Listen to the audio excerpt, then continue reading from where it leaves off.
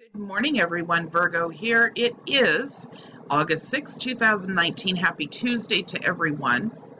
And for those of you that don't know, this week is the week that on Friday, up on my Patreon account, which you can locate at www.patreon.com/VirgoTriad1, there will be a mini doc that is going to be anywhere between an hour and a half on the history of the Moors. It's going to be going over not only the actual history, but it's going to also show you some little known or maybe unknown to most information on the investigation that's been going on this group by the FBI since 1940. We have part of the FBI vault, which has been FOIA'd, that you guys will find very interesting. There's a lot of pieces of information in there that a lot of you have asked about. So that's the reason why this was the first Patreon movie that I did. So for those of you that are already Patreon members, that will be up sometime Friday afternoon for you to watch over the weekend or, Friday evening.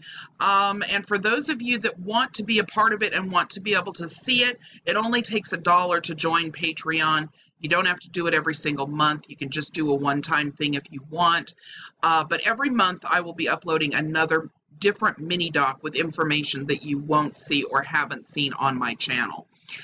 So that is why I'm kind of sticking to this subject for the rest of the days this week, except for Snoop for Truth Day, which I'm not sure if it's going to be tomorrow or Thursday yet, but Snoop for Truth always comes, and we are going to make sure that part 3 of Right to Travel is up this week on Snoop for Truth. All right, so today what we're going to be talking about is what Sharon Tracy Gale has been up to, how many liens she has filed, who she's filed them against, and what is going on with these crazy emails that I'm getting.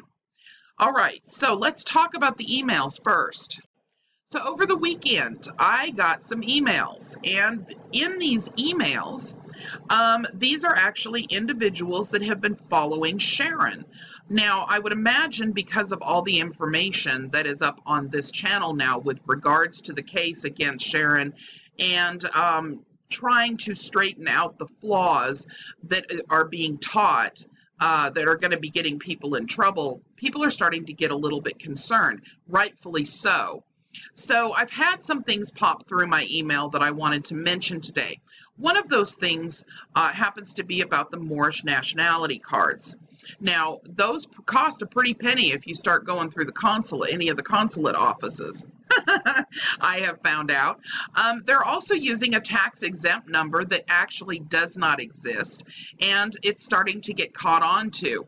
So for people that are shopping with their Moorish nationality cards and they're using a AA number in the front, it's being paid attention to, and the IRS doesn't like it when you use false documentation to rip off the government. So that is something that you guys should watch for those of you that are paying attention to the Virgo Triad channel, and for those of you that are having problems. One of the people that emailed stated that they don't know what to do because they purchased a Moorish nationality card from Sharon Tracy Gale.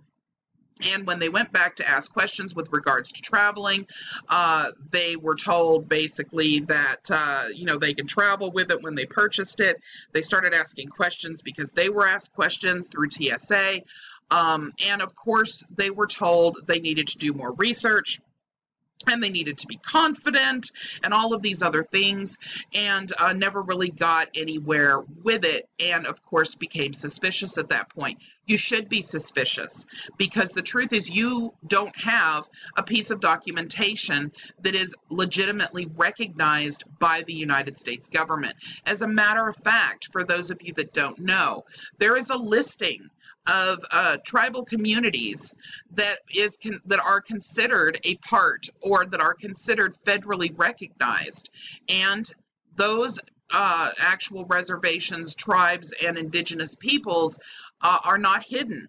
You will find that Moorish American Consulate or the Moorish government is not recognized by the federal government of the United States whatsoever. Therefore, anything that is said or done under that name is not going to be recognized. In addition to that, just because you are a part of a recognized tribe. So, for example, if you were Cherokee, that is federally recognized. The Cherokee reservations are federally recognized. Their land is held in trust by the United States for the Cherokee people. All right, so just so that you guys are aware, I am Cherokee, 3/4 Cherokee. If I go to Target and I steal something, I'm under the United States jurisdiction. Thereby, I stand trial just like everybody else does. Just because you are a certain nationality doesn't mean you're above the law. There is no one, including the indigenous people, that stands above the law in the United States. The United States has jurisdiction over everybody that's on their land. Now, Sharon Tracy Gale is going to make a bunch of claims, and if you want to fall for those claims, that's fine, but the proof is in the pudding. And the truth is that nothing that Sharon has tried at this point has worked. Now, why is Sharon not in trouble? Well, Sharon actually is in trouble. She's got 14 felonies against her, but regardless, it doesn't have to do with what she's doing with the consulate yet. And the reason why is this. The liens that Sharon is filing are not going to a federally recognized location. Thereby, she's just uploading them onto Scribd, and that means absolutely nothing. Because the Moorish consulate is not federally recognized, and because there are no other indigenous individuals that will be federally recognized, which I've gone over that in another video, then that means that you're not in a status where you think you are. You are not ever going to be in the status that Sharon claims you are. Whether you like that or not doesn't really matter, because the facts don't lie and the facts don't care how you feel. You don't have to believe what I'm saying, but remember that I said it, because when you find yourself in trouble based around things that Sharon is asking you to do, you're going to understand better why. And you will remember that what we say here on the Virgo Triad channel is backed up with facts. For any of you that would like to look at who is federally recognized and what that actually means to those people, it's very simple. It only takes a Google search. All right, moving on from there. Now, why is it that Sharon's liens are not getting her in trouble when it's a felony in most states to file a false lien? Well, here's the reason why, folks. The Universal Commercial Code is not federal. It is state-run. Every single state has their own version of the Uniform Commercial Code. That code is what dictates what that state regulates in commerce. It's not federal. It's run by state, and each state is a little bit different. What Sharon is claiming she is filing liens with is called the Universal Commercial Code, which, by the way, is about as real as unicorn horns. And I would suggest, if you're following Sharon and you believe that there's a universal commercial code, that you start learning how to invest in unicorn horns, because that's about as far as you're going to get. It's a horse that doesn't exist. All right, here we go. Let's take a look at what's going on in Sharon Gale's world right now. So the first thing that we're going to take a look at here is this universal mining claim affidavit that Sharon has decided to file. Sharon believes incorrectly that we should go back on the gold standard. And one of the things that she's done here is put in a so-called mining claim. I'm not going to read through the whole thing because I am going to go ahead and link the Scribd information in the description of this video or in the comment section for you to take a look at. But real quickly, this was filed on August 1st of 2019. I would like to go over with you just exactly what it is that would occur if we actually went back on the gold standard. All right. Oh, by the way, that's a gold certificate for those of you that don't know. So, among the many factions of Americans who believe the country is headed in the wrong direction, one fervent group traces its wrong turn back to August 15th, 1971. On that day, President Nixon eliminated the gold standard, a monetary system in which dollars were backed by and could be exchanged for a fixed amount of gold. Since then, the United States has used a fiat currency in which dollars are valuable simply because the government says they are. Not actually all the way true, but we'll go ahead and use this. A recent upsurge in pining for the gold standard among Tea Partiers and Libertarians has led 13 conservative states to adopt or consider laws in past year that would allow gold and silver coins to be used as legal tender. Meanwhile, Republican presidential candidates Ron Paul and Newt Gingrich are both urging policymakers to consider a nationwide return to gold standard, a move they say would rein in inflation and take the country back to an era of financial stability by barring the government from putting new paper money in circulation unless an equal amount of gold is mined. However, mainstream economists are overwhelmingly against a return to gold standard. Why? What effects would it have if it were reinstated today? We've polled several experts to find out just that. Ups and downs. Contrary to the belief that gold standard stabilized prices, the most dramatic historical episodes of deflation and inflation occurred when the United States had one in place. According to William Gavin, an economist at the Federal Reserve Bank of St. Louis, who has conducted research on the effects of a gold standard on price levels, pegging the dollar to gold would make prices fluctuate wildly.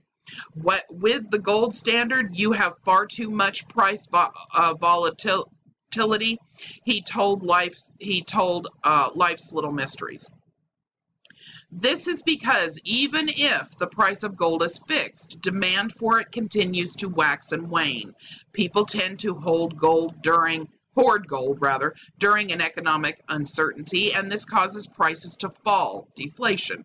When you take money out of the system by hoarding gold, it makes the available money able to support transactions and economic activity go down. Gavin explained, less money in circulation means prices fall and unemployment rises, and the government must adjust interest rates in response to try to stimulate economic activity. Historically, when a gold standard was in place, the average unemployment was almost 2 percentage points higher, and a measure of price volatility called the coefficient of variation was 13 times higher. Furthermore, with the gold standard, the financial system frequently experienced shocks and rapid inflation due to new gold discoveries, such as the California gold rush of the 1840s and 50s. These unpredictable increases in the money supply tended to be less beneficial to the economy than the kind of controlled increases enacted by the Federal Reserve today. In Gavin's opinion, people who support the gold standard are looking at history through rose-colored glasses. Hard times, hard money, hard times. If the United States returned to the gold standard and then faced an economic crisis, the government would not be permitted to use monetary policy, such as injecting stimulus money into the economy, to avert financial disaster. Similarly, the government would no longer have the option of creating money in order to fund a war. This inflexibility means any small economic downturn would be expected to rapidly intensify because there would be few mechanisms available for stopping a plunge. Barry Eichengreen, an economist at the University of California, Berkeley, argues that this economic rigidity greatly exacerbated and prolonged the Great Depression during the 1930s. If after the 1929 stock market crash, the government had immediately abandoned the gold standard and taken measures to curb deflation and job losses, the crisis could have been minimized. even during that period, or during the period that many gold supporters view as a golden era of economic prosperity, the years from 1880 to 1914, when the majority of the countries went on a gold standard together, financial crises occurred repeatedly and were severe and disruptive and led to sharp recessions. The idea that this was a smooth functioning monetary system is not correct. Supporters of the gold standard may wrongly attribute the economic growth and boom in international trade during that post-Civil War period to the monetary system that was in place, when in fact the gold standard caused frequent problems in a time that was otherwise experiencing the glory of the Industrial Revolution. All right, there is much more with regards to this livescience.com article on the gold standard, but the bottom line is this. The gold standard would actually be somewhat of a disaster for us. And it actually is not true that Federal Reserve notes are not backed by anything. Federal Reserve notes are backed by investments of our own people. That is exactly what Treasury Direct bonds actually are. You purchase Treasury Direct bonds in an exchange for dividends years down the road, because that is something that backs U.S. currency. There are other things that back U.S. currency, such as federal land, and the U.S. currency is the world currency. And that's part of what makes our country as powerful as it is. Regardless, though, Sharon would prefer that they have all of the gold because, of course, the subjects and slaves don't need anything unless they go directly to the Moors.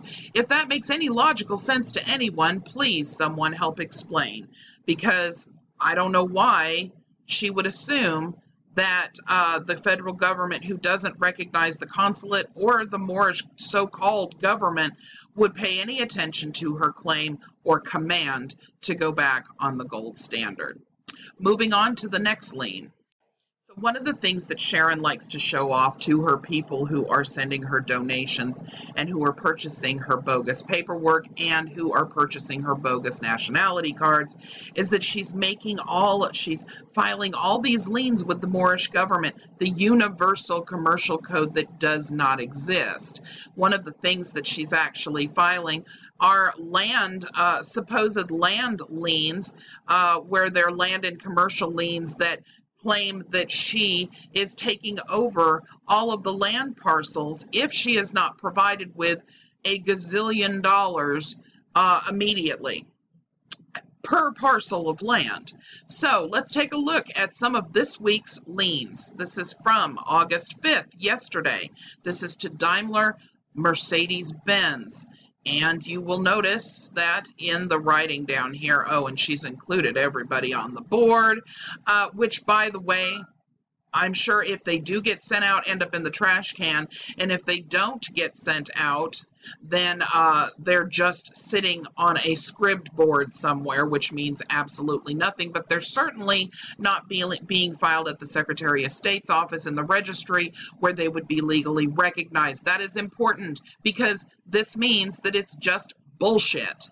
If it's not recognized within the United States, but yet you're trying to use their U.S. code, you are, pretty much just shit out of luck. I mean, it's ridiculous. Look at all these official codes that she's using, which are U.S. codes, but yet she's not filing the liens where liens get filed. So explain that one, Moorish people.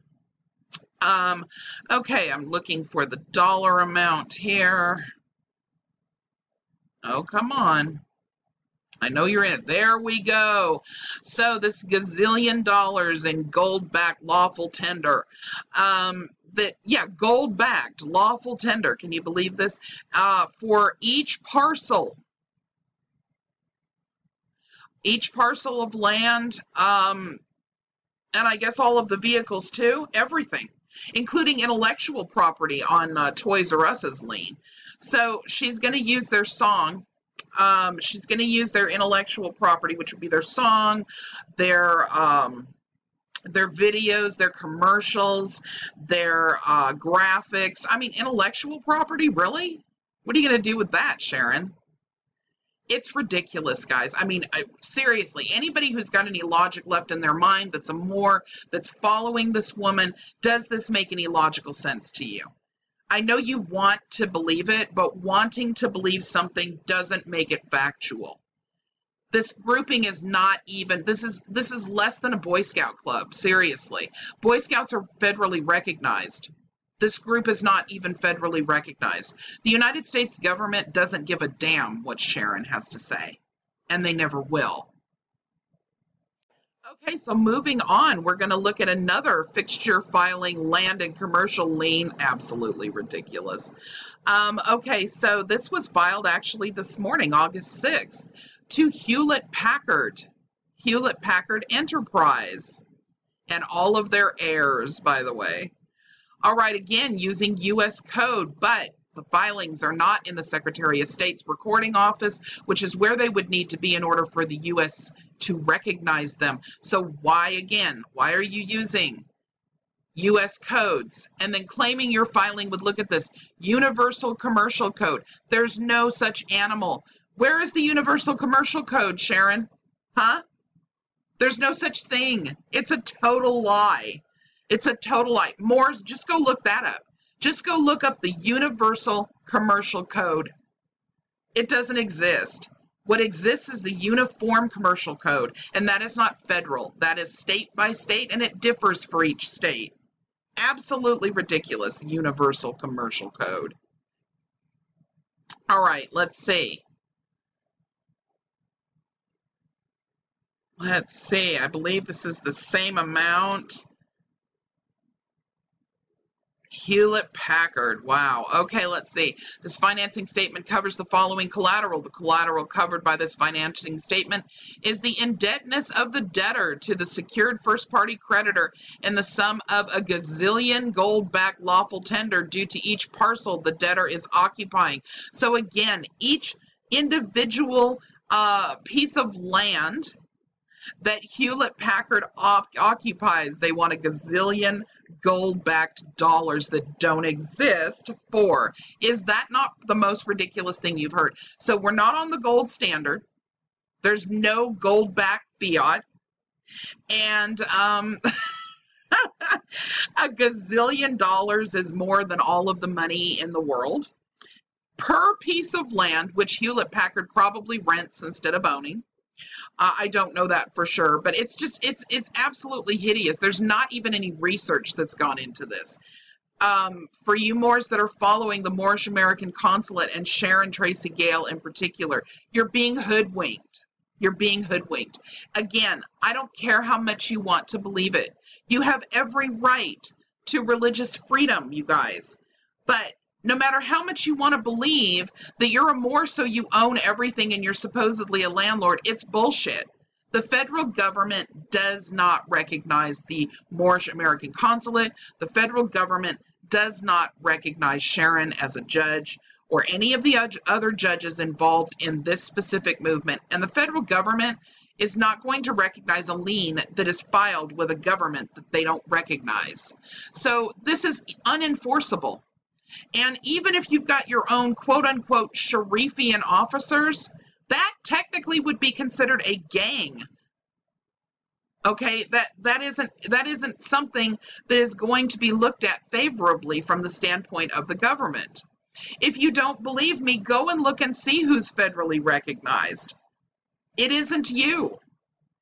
Now you're making claims of filing liens with some universal commercial code that doesn't exist. Universal. It's uniform. And as I said, you're not filing your liens with anything having to do with the Uniform Commercial Code because the recorder is the Secretary of State, and none of these liens have been filed. None of them are legitimate. Again, Moors, using U.S. code, but not filing in the appropriate area. Why? Because in most states, it's a felony to file liens like this. So she's not doing it. Moving on. Here Here we go. The last one I'm going to go over today. This again is a land and commercial lien made up Sharon's way. Amazon. Jeffrey Bezos and wife. My goodness gracious. Oh, Jeffrey's going to be beside himself. Not. Jeff is not going to give a damn. You know why? Watch, people. Watch what happens. Watch what happens. Nothing is going to happen because this is going to end up in the trash can, if it is even what was sent. My guess is what's actually being sent are blank sheets of paper, just so that the certified mail slip can get stamped, and you guys are able to see it and think that this has been sent out. Because if this actually is being sent out and these group of individuals happen to talk about it, there's going to be a little bit of a problem for Miss Sharon. Oh wait, there already is a little bit of a problem. Never mind. Okay, this financing statement covers the following collateral. The correct collateral covered by this financing statement is the indebtedness of the debtor to the secured party creditor, excuse me, in the sum certain amount of $1 gazillion. Too late. Daimler Mercedes already got the third of the 3/4 of that's even available in the world. So, and that was just one property. So I don't know why you keep leaning all these people for this amount, because that amount of money does not exist. This is absolutely ridiculous. Come on, you Moors are smarter than this. This woman is hoodwinking all of you. And whether you think that this is some form of disinformation or not, you don't have to believe me.